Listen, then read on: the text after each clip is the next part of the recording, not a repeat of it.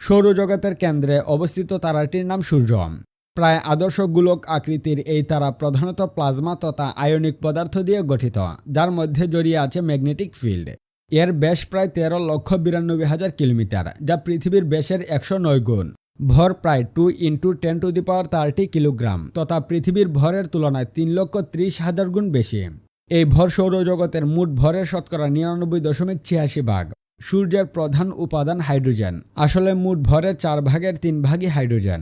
হাইড্রোজেনের পরেই সবচেয়ে বেশি রয়েছে হিলিয়াম। হিলিয়ামের ভর সূর্যের মাত্র 1.69%। তারপরও এদের সম্মিলিত ভর পৃথিবীর ভরের 5,628 গুণ। এছাড়াও সূর্যের মধ্যে রয়েছে অক্সিজেন, কার্বন, নিয়ন, আয়রন ইত্যাদি। সৌরজগতের কেন্দ্রে অবস্থিত তারাটির নাম সূর্য। প্রায় আদর্শ গোলক আকৃতির এই তারা প্রধানত প্লাজমা তথা আয়নিক পদার্থ দিয়ে গঠিত, যার মধ্যে জড়িয়ে আছে ম্যাগনেটিক ফিল্ড। এর ব্যাস প্রায় 13 লক্ষ